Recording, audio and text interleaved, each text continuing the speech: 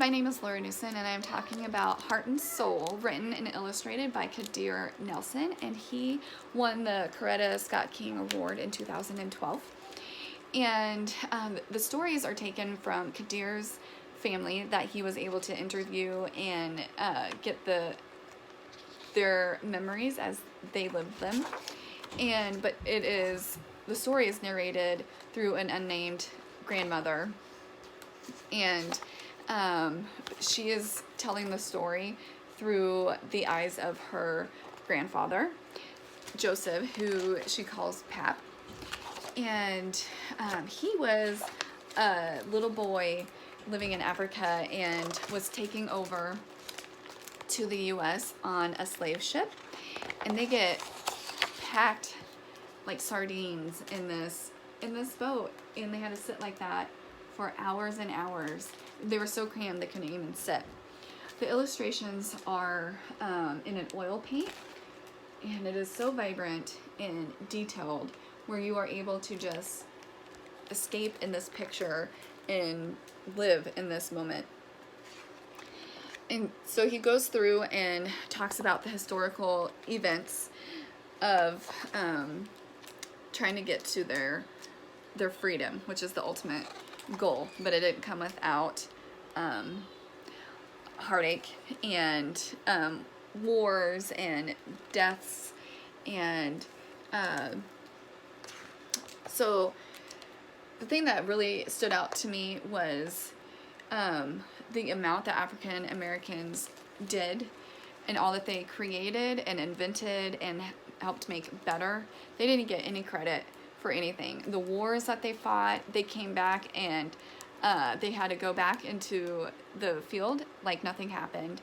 And that was just very hard for me to be able to grasp. It's just, so went through and talked about the Constitution and the Civil Rights Movement, Civil War, and then it kind of switches over talking about through the viewpoint of the narrator, and then this is the Martin Luther King March, and they're Martin Luther King helped the old generation become a new generation of African Americans standing their ground, but doing it in a very peaceful and loving way.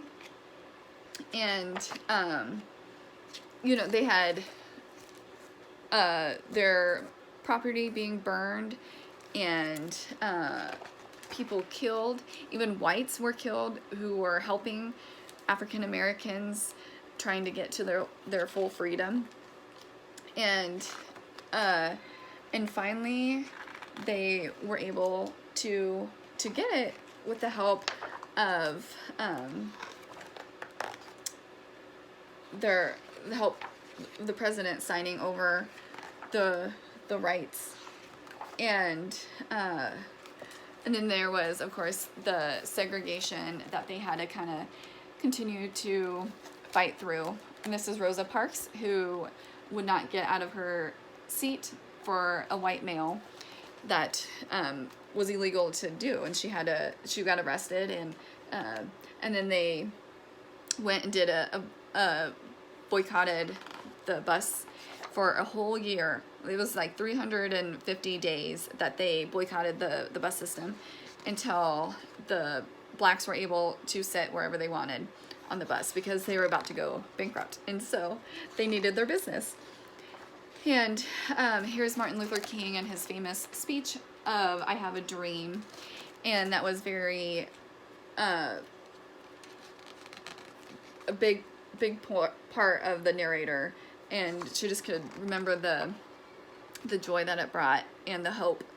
And then she was able to walk up to the voting booth and actually vote for the first African American president, Barack Obama, and that was very that's the biggest thing for her. And she remembers those that could not be there at that time. That was the reason why they are there, the ones that have fought and lost their lives, and then her pap, and it was just a very beautiful way to end the story.